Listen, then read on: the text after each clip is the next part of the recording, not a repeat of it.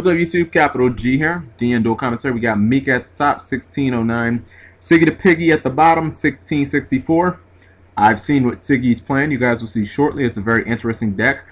So I'm crossing my fingers, and I'm hoping that Mika is not playing something involving Trap Trick Hands or Boojins. Because Boojins is already a pretty boring deck, so if I'm not playing it, I'm definitely not going to upload that shit. You'll pretty much never see me upload someone else playing Boojins on my channel. It's just not going to happen. It's already boring enough to watch me play them. Okay, so Siggy plays Trap Tricks Mermilio. I totally didn't... I think that he's still playing what I think he's playing. I think he just has a couple of splash monsters in there. Like maybe it's a splash Trap Tricks hand with another engine on top. I mean, and can you really blame him? Mermilio is such a good card right now. I think I've said this in some of my videos, and I'll probably make a video on it. I think there's a strong chance Mermilio is going to get hit. I think that when it's special summoned, pop a back row shit, and the fact that it's not optional. So if your opponent uses something like what am I saying? Well, anything that would make it so that it's not the last thing to occur, it's still gonna happen. You know what I mean? Even in the middle of a chain. So, anyways, we see that Mika during his end phase just decides, all right, I'm going off with my artifact deck. He double cyclones an MST and Catechus, and then he uses artifact Sanctum to use Meritech's effect. Meritech pops, and then Catechus gets him a draw. What is that exactly? What is that Catechus is holding? Is that...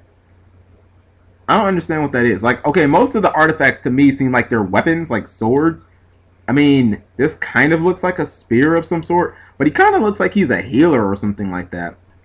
So anyways, Mika's going to attack twice, which I totally agree with. And you know what? I can actually respect, because most artifact builds I've seen don't run this card. So if he's playing pure artifacts, I got mad respect for that. I just don't like everybody playing the same bullshit of hand artifact trap tricks. It's like it's just ugh. Like I said, if they just take the hands out of Yu-Gi-Oh, we would have a really, really, really good format right now. Just you know what? Don't ban them. Just limit them. That's the ultimate troll. Just limit them. So all right, Mika says I'm leaving my damage on board. I'm not going to exceed because, well, for one, you have bottomless, which would mean I would have to go into either Armed Ninja or Tiras. But if you have like Blackhorn, then I mean you just kind of like fuck me up there. So you wonder what well, Siggy just pretty much answers with a set card, and play goes back to Mika. And the thing about Mika is this kind of seems like remember before when the only like thing that you were scared to attack face down was, I mean, pretty much a Lindy. Now it's like you got to worry about Ice Hand and Fire Hand, and it's like, okay, well, if I don't attack it, then I give my opponent the potential to, you know, rank 4 XC on me. But, you know, if I do attack it, it could be Ice Hand or Fire Hand. So I just think that they're so degenerative. I think that they've totally shaped the format. You know what I mean? Like, you can't play things like Skill Drain anymore. They're just not relevant. And let me start talking about that and start actually getting back to commentating the duel. So after setting cards, Mika goes into Tiras, which I thought was a good play because it counters bottomless. It's a hard counter to bottomless, but it is still a counter nonetheless. Siggy thinks about the potential of doing something other than bottomless. Maybe, okay, so he uses Solemn Warning, which is in essence the same exact thing as Blackhorn are having in this situation. It gets rid of the rank 5 and also gets him a nice little plus. I'm going to be real with you. I don't see these as both hand cards. I think one of these is a worm. Yep, there you go. I was going to say, I think one of these is a worm Kateros. And it was this guy right here. The problem with worms is they don't have anything to go into. Like, the fact that they're all level 4. Now, granted, I know that they all came out before Exceeding was, you know, pretty much a thing. But worms needs Exceeds badly. Like, at least Gladiator Beasts, you can make an argument that they don't need XCs as much because Gladiator Beasts can just tag in and out and tag in and out, so the monster is never really left on board vulnerable. But with Worms, you flip Kateros, and it's like, the fuck do you do now? So anyways, Mika fires back with both of his back row, activating Sanctum and activating Meritech. So Meritech is obviously going to blow up Kataros, which isn't really that big of a deal for what's it called? It's not even that big of a deal for Kataros. And then he activates Bottomless Trap Hole on the Kataros. On the Meritep, so it's just going to die. He used Call It a Haunted on Catacus because he wanted to draw, but that got breakthrough skilled, so that's not going to happen. Now he's fighting against 2 back row. You think he could, if these are both level 4 monsters, he could go into, he could go into Cowboy, do 800, but, that doesn't really win him the game. I was going to say he could go into Heartland Draco, but he doesn't have a spell face up.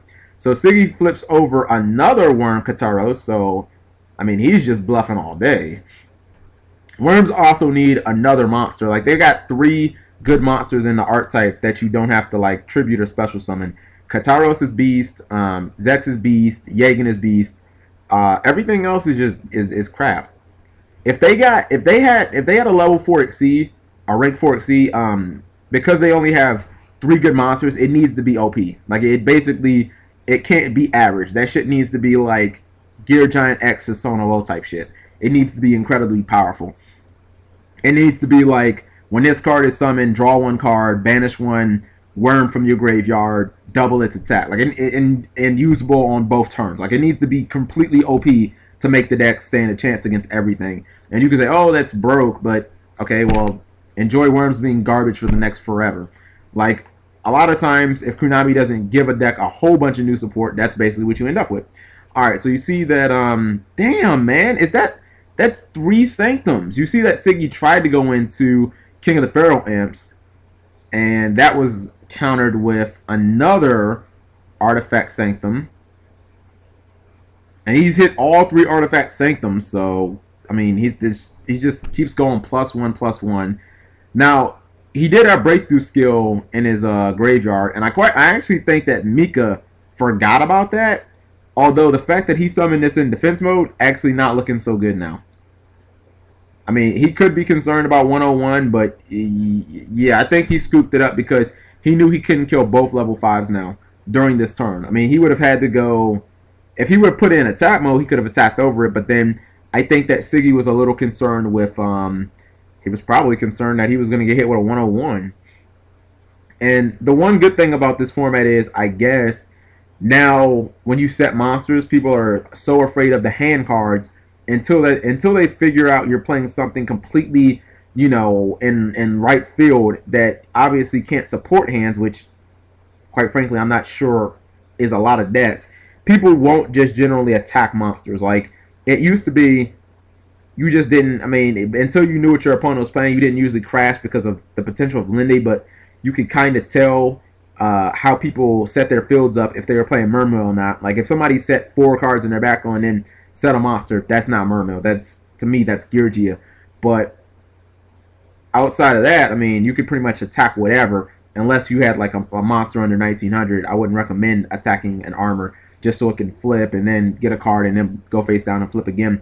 But now we're at the point where unless you have, specific protection from the hand cards, you don't generally just summon and attack face down monsters because there's too much of a chance that it can be a hand card and you can end up losing like key cards on your field, and it's like, who wants to risk a game on that, especially when your opponent is going to be able to counter on their turn because they get another monster too. So unless you have like, Dimensional Fissure or you're playing something like Banisher, I don't recommend attacking.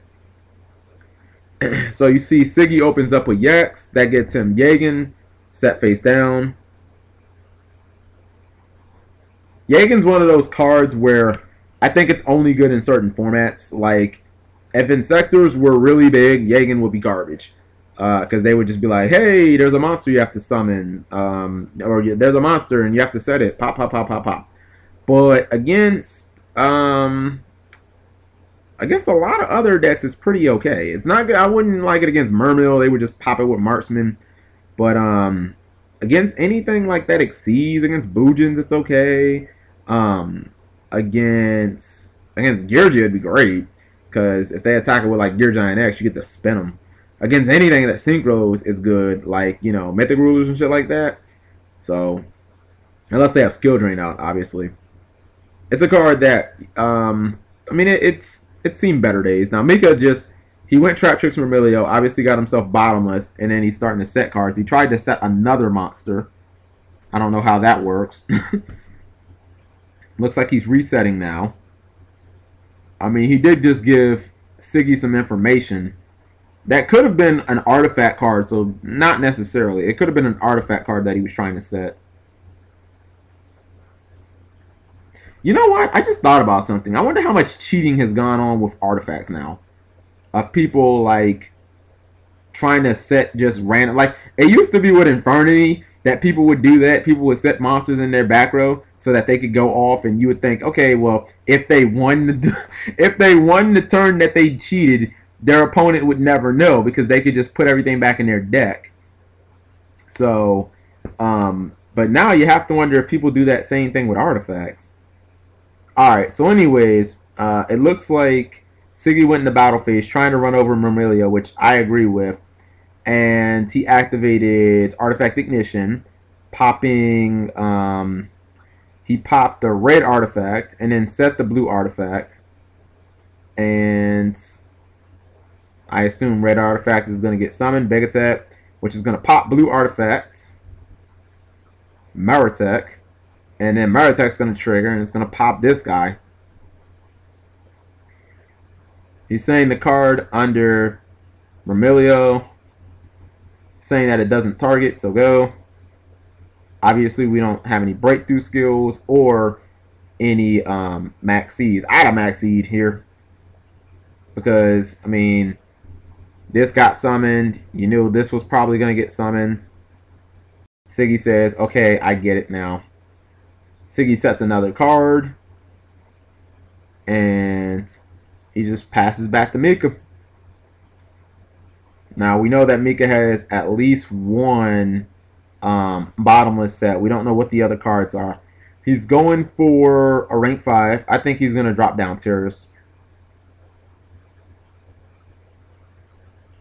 I mean, he could go Zemayo. Nope, he goes Tiris. And once again, just like in Duel 1, Tiris was hit in the face with a Solemn Warning. So advantage is even. The problem is you got to look at how the advantage was made. It seems like Siggy is, I mean, it seems like Mika's kind of just been doing what he's doing, and Siggy has he's kind of holding things together with a prayer, you know, right now. Like, Warning has really kept him in games. Now, he activates Nebula Meteorite, and unfortunately, it's countered with a skill drain. So, I mean, he won't get these effects. He will potentially get some draws, though. And it doesn't matter because he wiretapped it. So, Siggy had some inside information that said skill drain goes bye-bye. Skill drain goes back into the deck. Mika has to pay 1,000 life points, obviously. And we see some effects that are going to activate. So, I believe that Yagen's only face up, though.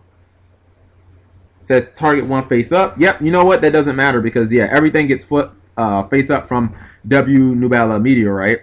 So, both Yagens are going to trigger. Both of these cards are going to go into Mika's hand. Now, Mika will get, I mean, he'll potentially get another crack at using Myrmilio if he wants. So, you see Siggy's telling him, hey, dude, I want you to put both of those cards in your hand because my Yagen's going to trigger.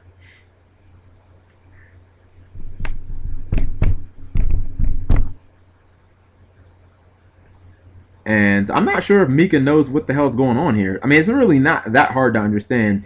Any monsters that were face down get flipped face up into defense. Then they get flipped face down again. He draws 2, and now he's going to summon Worm King, which we would assume that Mika is going to bottomless. And he doesn't. Okay, well, I guess he wanted to now. So, yeah, he does activate the bottomless trap hole.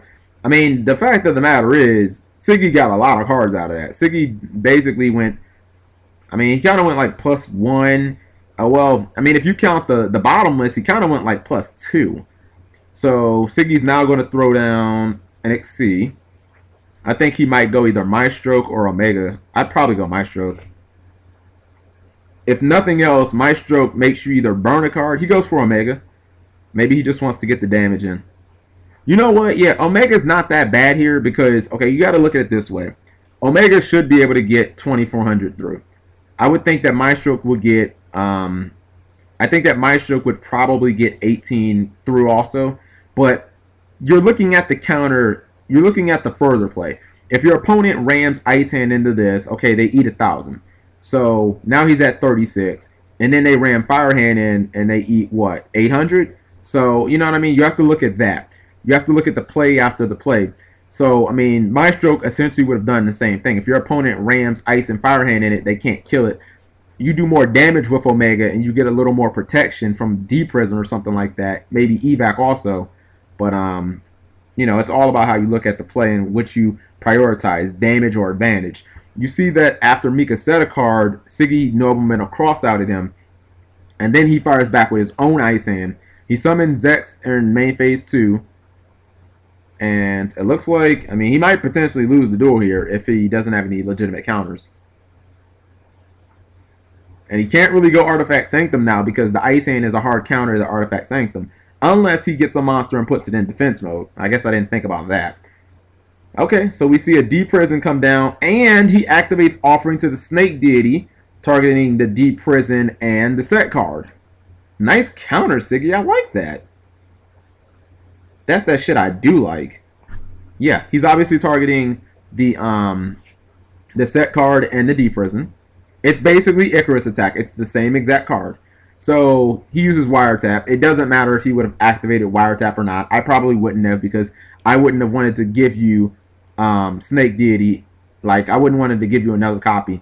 And you see he goes M7, which, what does he have good in his graveyard? He hasn't burned Honest yet. Like, Honest is a card you definitely want. And Mika scoops it up.